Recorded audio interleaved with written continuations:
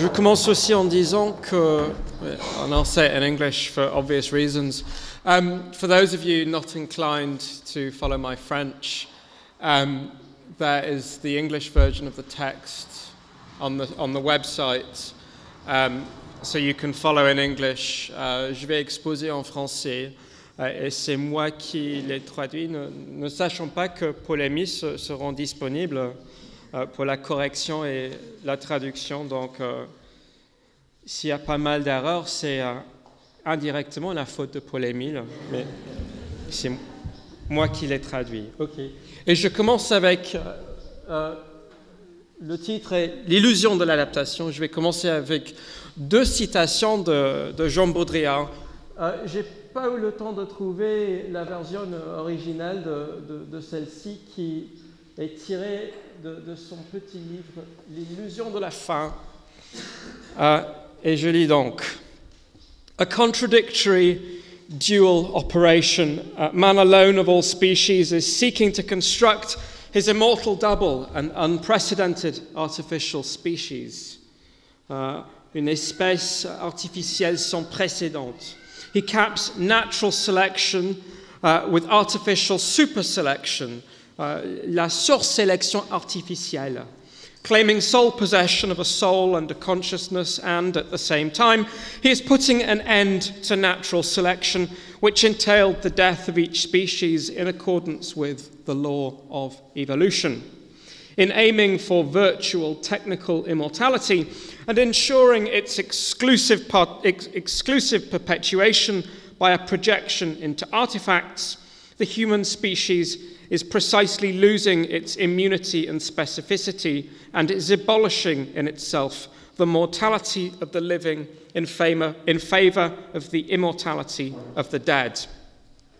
By going down the paths of artifice which were supposed to ensure its indefinite survival, humanity is perhaps hurtling ever more quickly to its doom.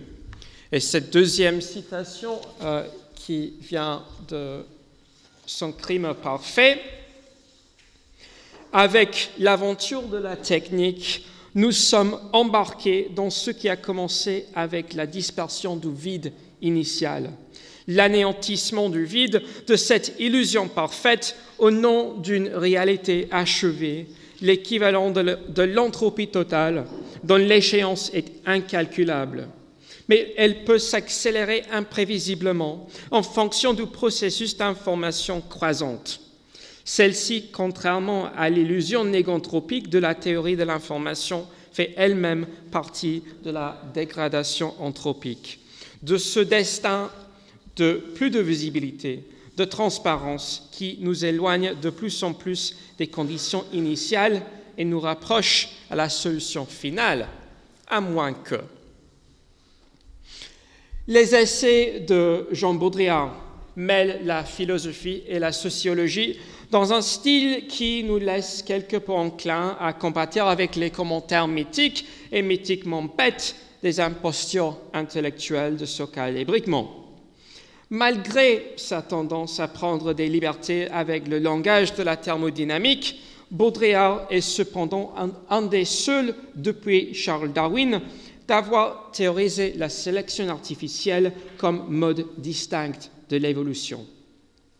Son interprétation de la sélection artificielle comme sursélection nous mène au cœur d'un projet philosophique, nostalgique, heideggerien de Baudrillard, qui analyse la technologie comme sortie hors de ses gants, en déséquilibre total et létal avec la nature. Selon Baudrillard, les lois de l'évolution nous lient à la mortalité et c'est le destin inévitable de la mort qui donne du sens à la vie. Dès que la technologie moderne s'achève, son bout d'en finir avec la mort, la sélection artificielle ne peut que s'effondrer sur elle-même tout en détruisant la vie. D'où l'affirmation hyperbolique de Baudrillard que la technologie contemporaine se précipite vers un retour aux conditions initiales qui ont précédé le Big Bang, la grosse explosion à l'origine de l'univers qui a démarré la dissipation de l'énergie en chaleur et qui aboutira à la mort thermique universelle. Mais si la sélection artificielle s'effondre sur elle-même, selon Baudrillard, ce n'est pas parce que nous avons littéralement aboli la mort avec la technologie. Son idée beaucoup plus intéressante est que nous perdons tout contact avec la finitude. Et c'est là de manière que renforce plutôt que démentit la réponse hystérique des médias occidentaux face aux rares pertes de vie de nos soldats, de loin excédés par les décès de ceux contre qui ils se battent. L'aperçu le plus profond de Baudrillard porte sur l'évasion des images médiatiques et surtout marketisées qui rompent depuis longtemps avec les objets qu'elles signifient, ainsi qu'avec l'échange symbolique en quelles consistent les formes de la culture traditionnelle.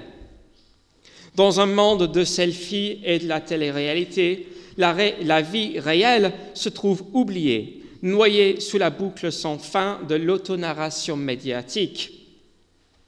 Avec la simulation de l'existence qui s'ensuit, les simulacres ne s'échangent que les uns avec les autres, dans un commerce automatisé qui s'échappe à notre contrôle et nous réduit ainsi à n'être que des spectateurs passifs, conditionnés à consommer des objets qui exercent une influence impossible à réciproquer sur nous, en nous créant davantage que nous sommes capables de les créer nous-mêmes.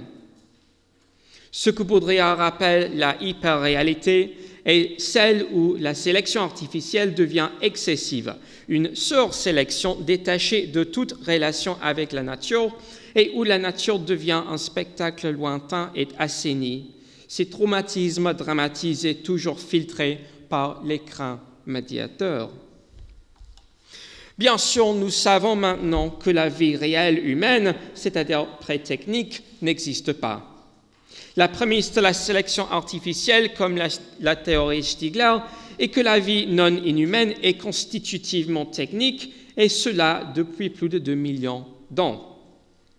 La négantropie de l'homme est artificielle, le produit de l'entropie négative que produisent nos outils en travaillant des milieux techniques pour tenir la mort à distance.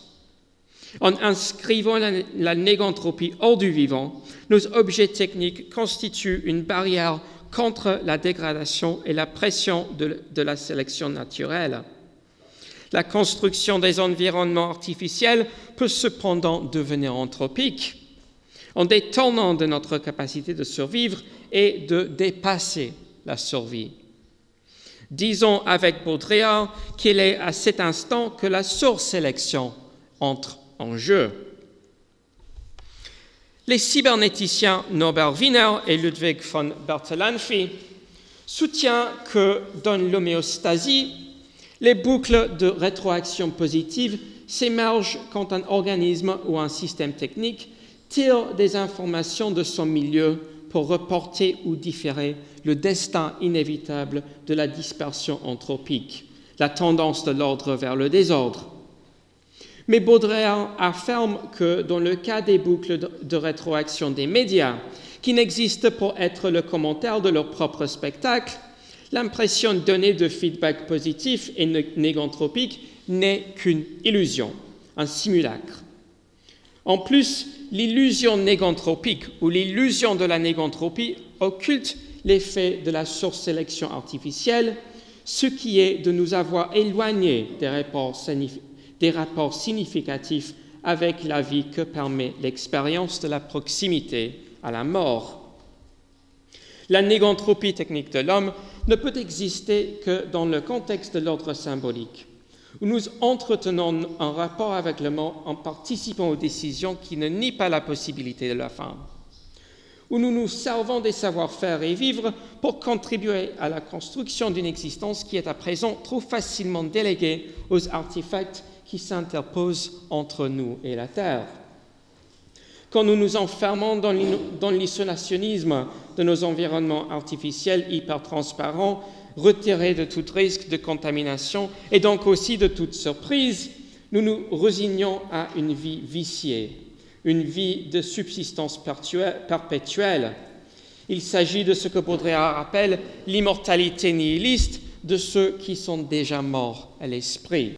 Le problème pour Baudrillard, ainsi que pour Stigler, et que la délégation de la vie aux organes inorganiques, artefactuels, est allée par trop, jusqu'au point où nous sommes déséquilibrés et subordonnés aux machines que nous maîtrisons naguère. La composition idéale de la sélection artificielle consisterait d'une constitution réciproque de l'outil et de son utilisateur. Le quoi est toujours perfectionné par le qui, dont les horizons de possibilités s'ouvrent avec l'adoption ou la maîtrise d'un nouveau objet technique. Si le rapport entre le qui et le quoi perd son équilibre, la stagnation ou l'entropie s'accélère. OK. Deuxième partie, et je vais continuer avec 2 citations. La première de Richard Lewontin, qui est le grand ennemi de Richard Dawkins dans le domaine de la biologie. Et Lewontin est le biologiste qui a fait plus qu'aucun autre biologiste pour avancer notre appréciation sur l'effet, le rapport entre l'environnement et l'organisme. Et c'est à cet égard qu'il renonce à penser l'adaptationnisme comme paradigme prédominant de la biologie évolutionniste.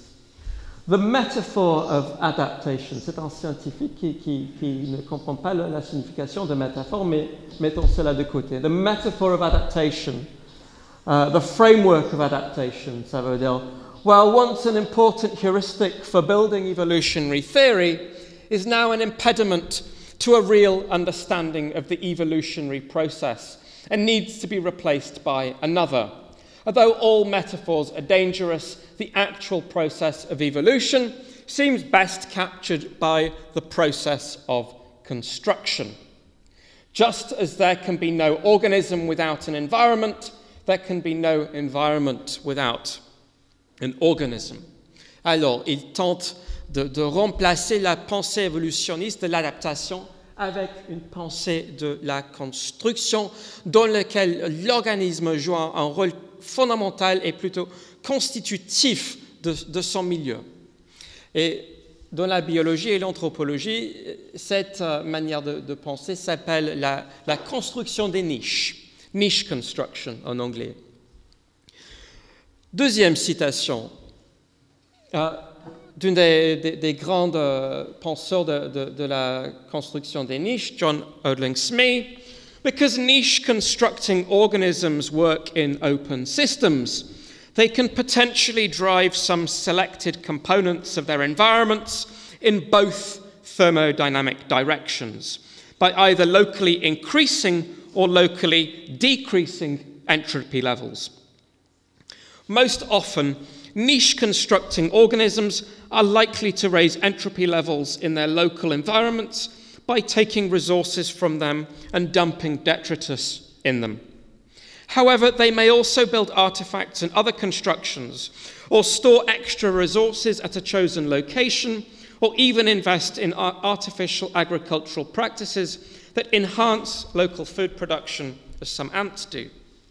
Like organisms, artifacts demonstrate negative rather than positive entropy.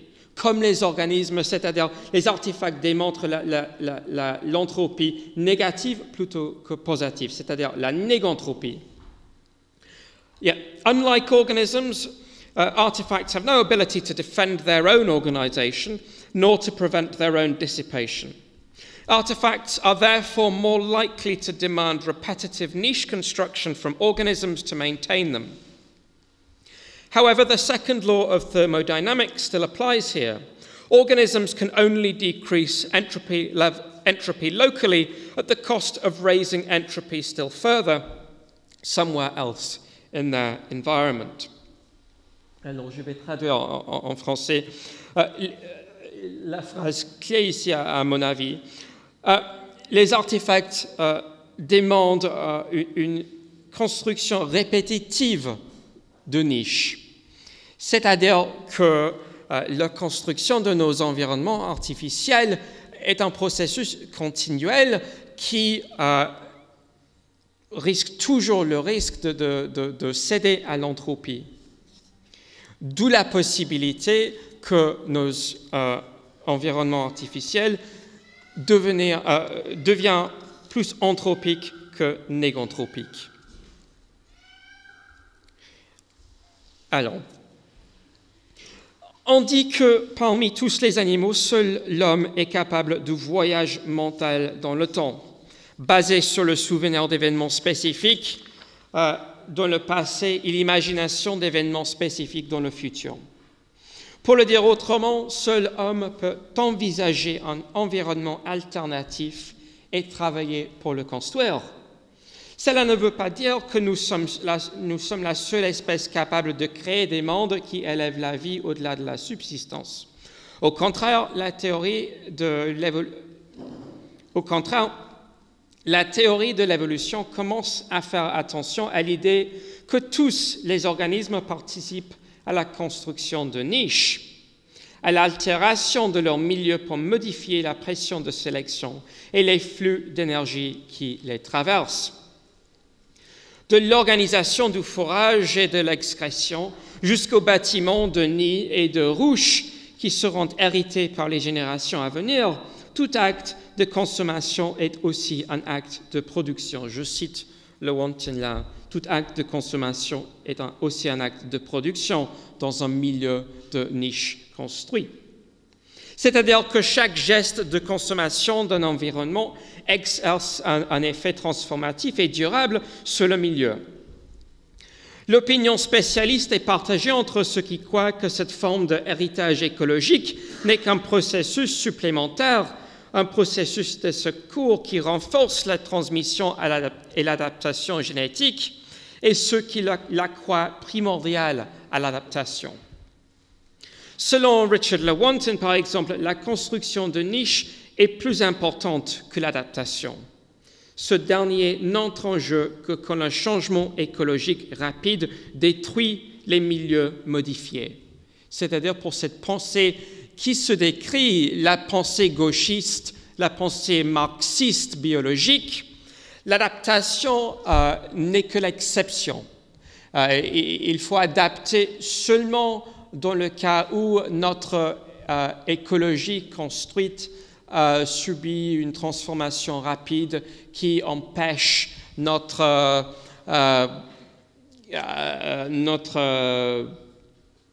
qui démentit à l'éblouissement de l'organisme. Alors, dans tous les cas, donc la pensée biologiste est partagée entre ceux qui croient que l'adaptation est primordiale et ceux qui croient que la construction est primordiale et où l'adaptation n'entre en jeu que dans les circonstances exceptionnelles. Dans tous les cas, on est d'accord pour que l'homme soit le suprême constructeur de niches, capable de se souvenir de ses échecs et réussites antérieures et de se servir de ces souvenirs pour anticiper les projets d'avenir. En raison de notre emploi plus avancé de la technique, nous, les humains, ou selon Bernard, les non-humains, nous pouvons sélectionner artificiellement nos milieux en taillant les objets techniques pour les maintenir. Cela ne veut pas dire que la sélection artificielle mène automatiquement à la transformation environnementale, ni que notre anticipation permet d'atténuer l'impact de nos modifications. Notre participation à la construction de la réalité significative sociale dépend de notre capacité de comprendre et d'employer les techniques qui organisent la société. Une conséquence de notre plasticité cérébrale ainsi que de notre don pour l'apprentissage est que nos objets techniques peuvent nous inventer sans que nous les inventions de manière réciproque. L'économiste Erich Beinhocker développe le travail de Nicolae Georgescu-Roegen pour comprendre l'économie comme la gestion de la dissipation anthropique. Selon Beinhocker, le savoir est ainsi une sorte de l'anti-anthropie, dans le sens où il nous permet d'anticiper et donc de différer le désordre. Un des pionniers de la pensée de la bioéconomie évolutionniste, Beinhocker pose que le business plan est l'unité génétique, l'entropie négative de l'éconosphère. Les business les plus aptes, pour citer Beinhocker, les business les plus aptes ont un fond de savoir divers qui leur permettent d'anticiper les fluctuations de la bourse et de s'ajuster par conséquence. En fin de compte, l'économie est une stratégie de réplication génétique, dit-il, en résumant ses idées dans une phrase très problématique qui fait penser à une équivalence entre l'aptitude et la richesse et qui omet ainsi à comprendre la sélection artificielle comme mode distinct de l'évolution, qui en finit, c'est-à-dire avec la pensée de la construction comme mode principal ou même supplémentaire de l'évolution. Le point de vue de Stigler est plus conforme à la logique de la construction des niches. C'est la transmission culturelle de l'expérience acquise, l'apprentissage social de l'épiphylogenèse qui est négantropique. La technique est une accentuation de la négantropie. C'est un facteur de différenciation accrue et c'est la poursuite de la vie par d'autres moyens que la vie, comme il dit en reprenant une phrase qui date du premier tome de la technique et le temps.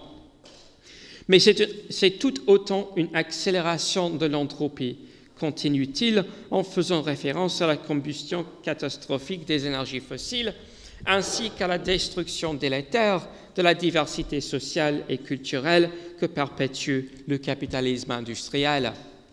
Donc l'écart entre Beinhocker comme pensée de l'économie et Bernard comme penseur de l'économie, c'est que Beinhocker adhère à cette notion primordiale de l'adaptation où l'économie est pensée en termes de la biologie, mais avec Bernard, on a une pensée distincte de la sélection artificielle comme mode constructionniste de l'évolution.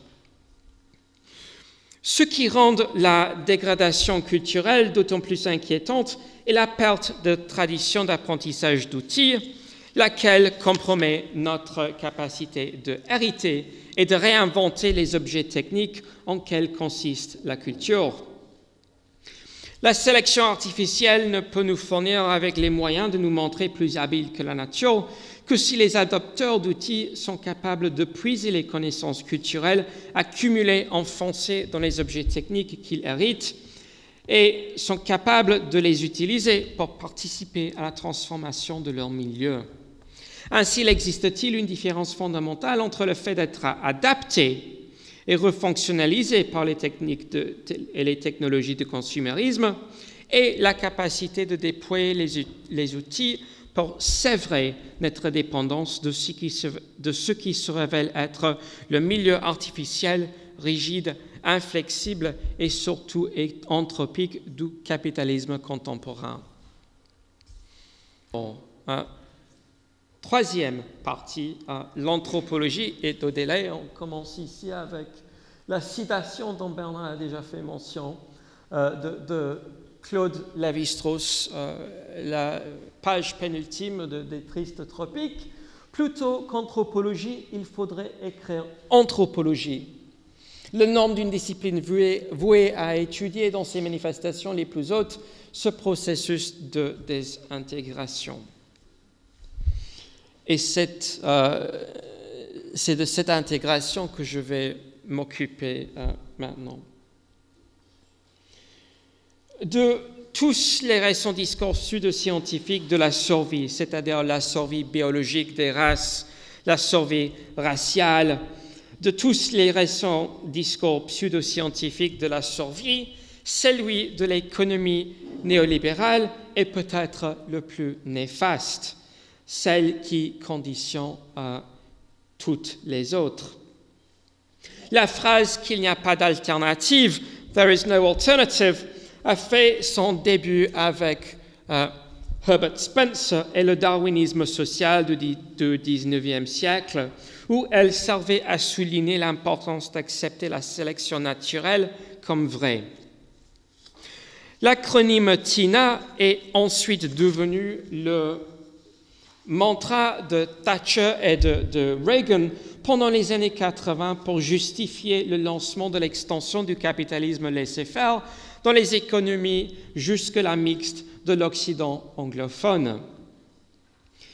Et la doctrine de TINA a fait son retour en force à l'époque de l'austérité, où elle légitime la réduction massive des dépenses publiques sous le prétexte d'assurer la survie du mode de vie occidentaux face à la crise économique et les prédations des financiers qui tournent comme les vautours autour des vestiges de l'État-providence.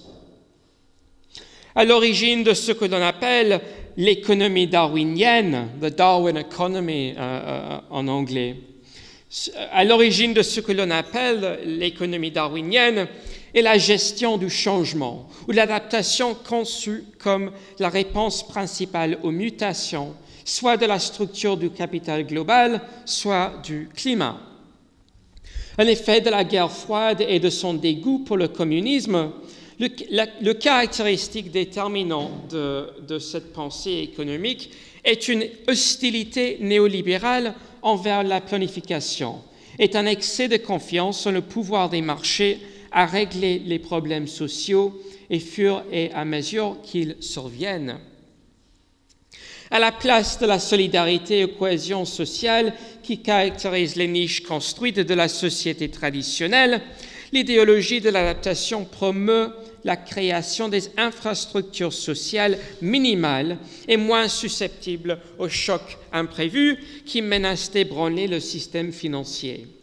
Il accorde aussi une importance paradoxale aux sociétés multinationales considérées mieux capables de résister aux séismes économiques puisqu'elles sont trop grandes pour faire faillite, selon une doctrine qui s'avère profondément inadéquate.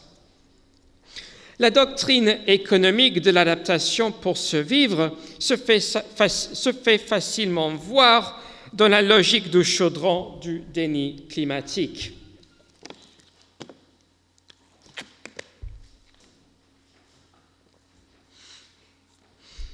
Souvent mis de l'avant par les intérêts partisans qui cherchent à disculper le capitalisme industriel, les arguments enchevêtrés et mutuellement incompatibles de l'écosceptisme se rassemblent autour d'une naturalisation des rapports de pouvoir qui soutient le statu quo.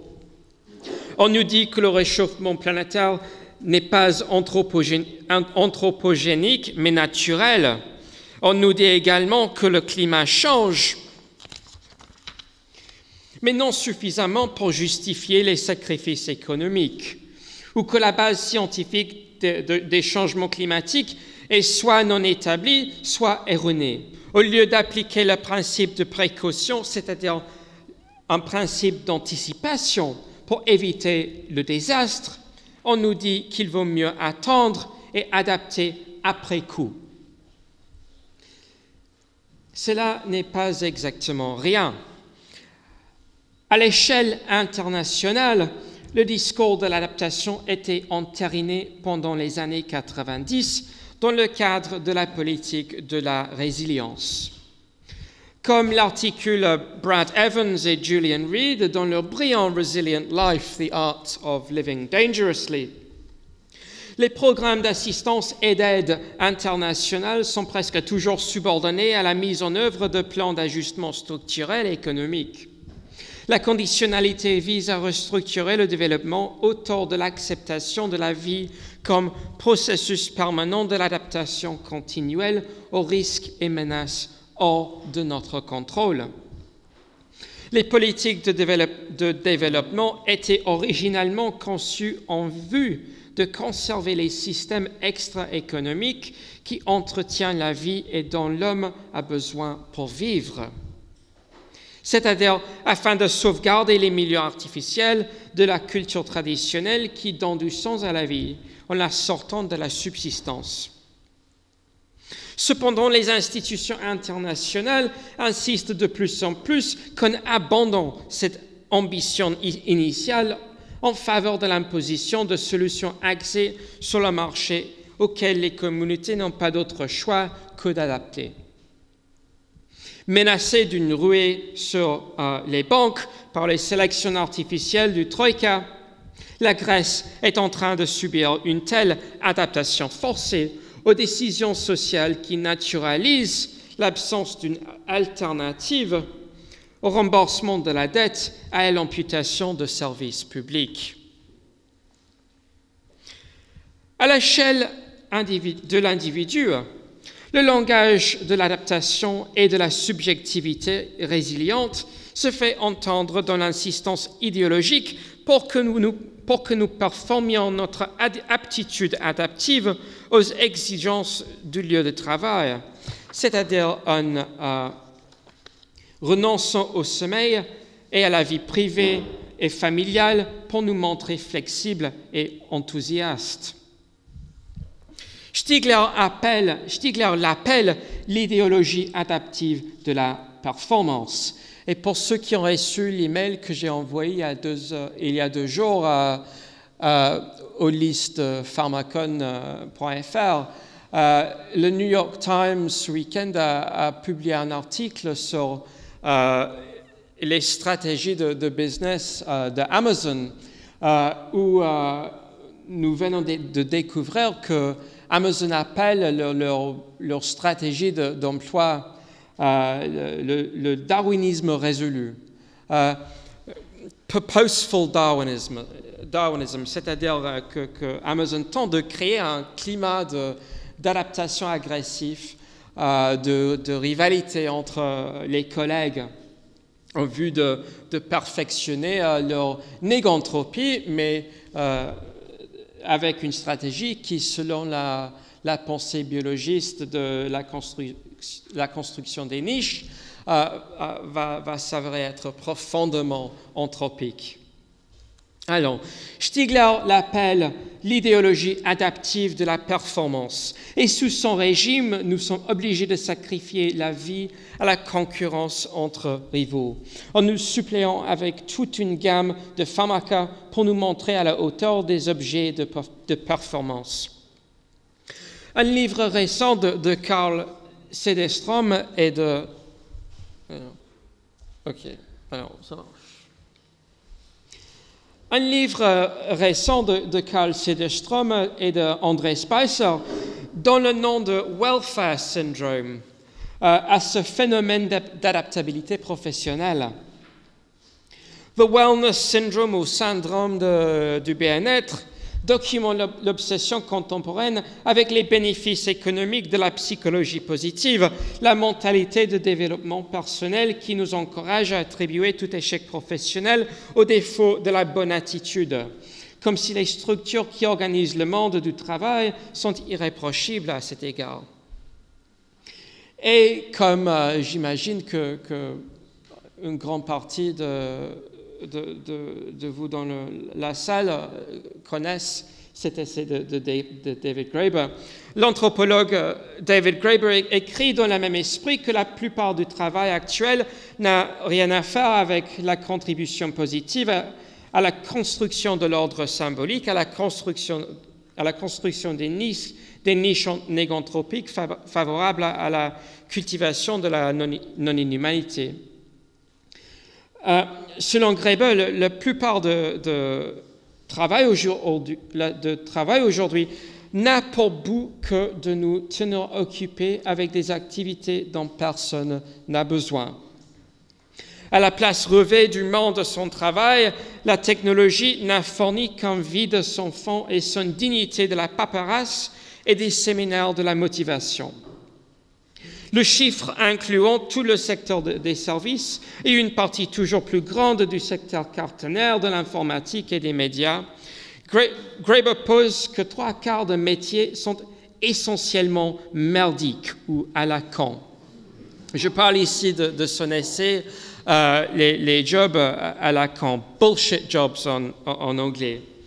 Graeber pose donc que 3/4 de métiers dans certains mondes, le mien aussi, 3/4 des métiers sont essentiellement merdiques ou à la con. Les vestiges de l'automation inventés pour nous maintenir en emploi. L'absence de travail significatif ne fait pas obstacle à l'industrie en plein essor de la bio-déréglementation qui cherche à éliminer les dernières barrières physiques au labeur 24 heures sur 7. Et Anne aussi vient de parler de l'essai de Jonathan Crary auquel je fais mention maintenant. Comme nous l'avons vu avec Jonathan Crary l'an dernier, dans le paradigme du néolibéralisme mondialiste, le sommet est pour les tocards. Ceux les mal adaptés veulent le recharge par régénération.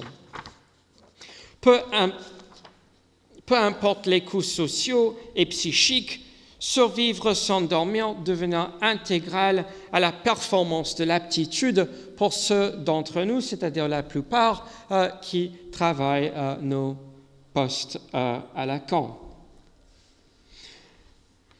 De l'anthropocène à la néganthropocène. Du travail à Lacan au syndrome du bien-être et un monde baigné 24 heures sur 7 de lumière artificielle, les phénomènes esquissés ci-dessus sont tous symptômes de l'anthropocène, l'époque où la combustion cumulative d'énergie fossile aboutit à pousser le climat planétaire hors de l'équilibre métastable qui conditionne la vie florissante et durable. En plus de l'épuisement des ressources naturelles, nous commençons à reconnaître l'émergence d'une deuxième dimension dans l'écroulement de nos systèmes énergétiques, une double crise de la sélection artificielle. L'aperçu fondamental de Stigler est que nous épuisons nos énergies libidinales générées par la sublimation, aussi bien que naturelles, en raison du fait que le capitalisme consumériste se nourrit de libido, tout en nous conditionnant de consommer des ressources fossiles. Les technologies du consumérisme et du travail contemporain minent notre attention tout en nous empêchant de participer à la construction de l'ordre symbolique, à la construction de niches, de milieux dans lesquels nous pourrions exister plutôt que subsister. Quand nos prothèses technologiques extraient de nous plus qu'elles restaurent, l'esprit abattu et l'affaiblissement de nos prothèses de l'avenir en résultent. À présent, les outils dont nous dépendons pour générer la force de vivre nous laissent trop désarmés et démotivés pour construire une alternative. Les rêves réalisables de la mobilité sociale se trouvent remplacés par les fantasmes castrés de l'impuissant. Il s'agit de l'industrialisation de ce que la critique américaine Lauren Ballon appelle l'optimisme cruel, où le désir est entravé par ce qu'il désire, où les technologies qui nous promettent le salut, les technologies même qui nous promettent le salut, nous confinent dans les modes de comportement décapacités et prolétarisés. C'est-à-dire la cause pour laquelle nous sacrifions nous sacrifie. L'objet du désir est précisément l'obstacle à la réalisation du désir. Nous rencontrons l'inflexibilité paradoxale de nos milieux artificiels, c'est-à-dire, et par analogie, si je parle des milieux artificiels qui sont censés nous permettre de passer la survie, mais ces milieux artificiels eux-mêmes qui nous empêchent de dépasser la survie. Nous rencontrons l'inflexibilité paradoxale de nos milieux artificiels, non seulement avec les dispositions anesthésiantes de divertissement, mais jusque dans l'organisation même de l'interaction sociale. Graeber demande si la ruse des métiers à Lacan sert à atténuer le danger moral et politique que pose une population heureuse et productive avec trop de temps libre. Son livre le plus récent, et c'est un livre absolument fantastique, The Utopia of Rules, traite et de l'ubiquité du remplissage des formulaires et de la quasi-impossibilité de les remplir. Il se pose la question, tout en reconnaissant qu'il est lui-même un vrai génie, si moi, le génie David Graeber, est incapable de remplir les affiches bureaucratiques, quel est l'objectif de ces affiches? Évidemment, il n'existe pour empêcher le remplissage réussi. Son livre le plus récent, The Utopia of Rules, traite et de l'ubiquité du remplissage des formulaires et de la quasi-impossibilité de les remplir. Ce qu'il dit Agnos en termes d'une stratégie pour canaliser l'imagination à travers les institutions et instruments bureaucratiques qui organisent la société rationalisée. L'effet de la stupidité structurale est d'entraver l'exercice du travail de l'interprétation, ou ce qu'il appelle « imaginative labor ». L'effet de la stupidité structurelle est d'entraver l'exercice du travail de l'interprétation, mais aussi de nous contenter de l'adaptation à la règne de la technobureaucratie, à ce que Sarah a appelé ce matin la biocratie. C'est de nous contenter de l'adaptation à la règne de la technobureaucratie, en nous faisant fêter la survie comme une réussite indépassable.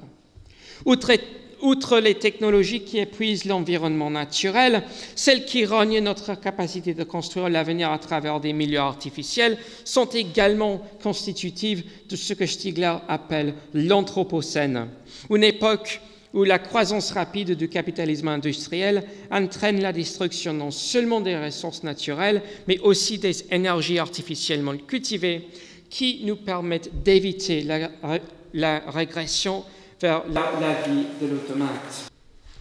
Là où Stigler écrit de l'anthropocène, Jason W. Moore, qui n'a aucun lien familial avec moi, Jason W. Moore préfère parler du capitalocène, non not the Anthropocene, but the Capitalocene.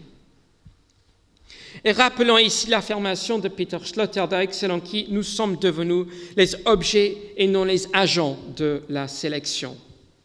L'argument de Jason Moore est que même si nous n'avons aucun choix que d'assumer la responsabilité des conséquences de l'effondrement écologique, le coupable de l'anthropocène n'est pas simplement un homme homogène et indifférencié.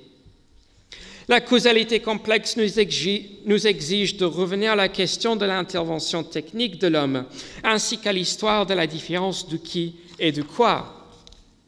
Avec l'anthropocène, cette différence paraît accélérer vers une fin dramatique, où ce que Derrida appelait la décision de l'autre en moi, c'est-à-dire la décision de la technique en moi, est de plus en plus autre. Les algorithmes pensent et décident à notre insu, et la plupart d'entre nous ne semblent participer qu'en tant que spectateurs passifs. Comme les métiers à la con de Graeber, ces outils donnent lieu à ce que Slavoj Žižek appelle la participation simulée, ou, pour revenir à Baudrillard, le simulacre de la participation. Et ce simulacre de la participation légitime notre compulsion de consommer tout en facilitant notre désaveu de la prolétarisation. Notre but devrait donc être d'en finir avec l'illusion de la participation simulée pour cultiver l'époque de ce que Bernard appelle la néganthropocène. Je m'arrête là. Merci.